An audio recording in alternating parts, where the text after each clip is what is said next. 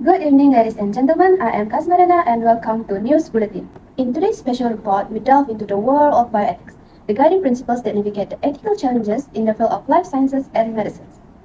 Bioethics consists of four fundamental principles which are autonomy, justice, beneficence, and non-maleficence.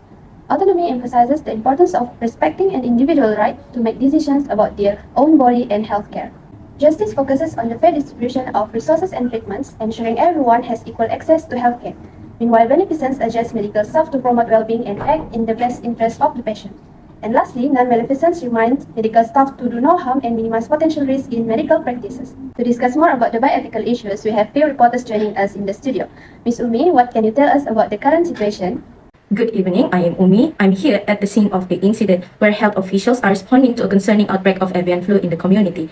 Reports indicate that several cases have been confirmed, raising concerns about the potential spread of the virus. Local authorities are taking swift action to contain the outbreak. Health teams are on the ground, conducting tests and isolating the affected individuals. However, the community is advised to remain vigilant and follow safety guidelines issued by the health officials, as they are dealing with a highly contagious situation.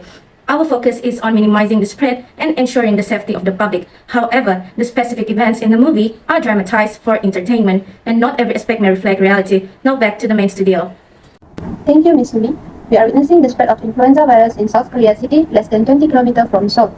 Moving on to the next reporter, Ms. Tina and Ms. Tika. Good day, everyone. Today, we delve into the thought-provoking story that raises important issues about public safety, human empathy, end of life, and individual responsibility about what does happen today. Okay. It highlights the negligence of authorities in ensuring public safety. Look on how the government didn't want a lockdown at first because of those upcoming international events.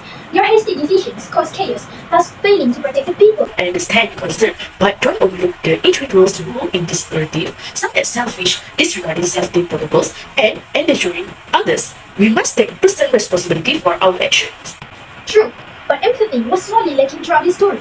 People prioritize their own needs over the lives of others. Looks how the main character tends to keep her daughter around herself when she clearly knows the rate of transmission and how dangerous it is. See how she desperately used all of the antibiotics for her own kid. Not to mention the government that tried to leave as soon as they realized how serious and dangerous this situation is. So it is time that we prioritize the empathy and show genuine care for each other. Of course, but we must also deal with the end of life with compassion. This is because there are some affected people that will burn alive without mercy and left with other cause.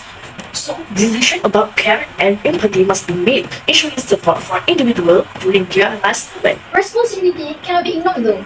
Authorities have a duty to provide accurate information, take decisive action, but in this case, the government, again, lied about the treatment for the infected people. All they do is just wait for them dying and kill them. So, in this case, government must have accountable. Responsibility lies with individuals and governments. We must follow safety guidelines, while the government must implement effective measures and prioritize the well-being of the population instead of taking action that could endanger the public. This should not be supported at all. Fine, but let's not forget that change starts with those in power. Not like those selfish politicians who only care about themselves.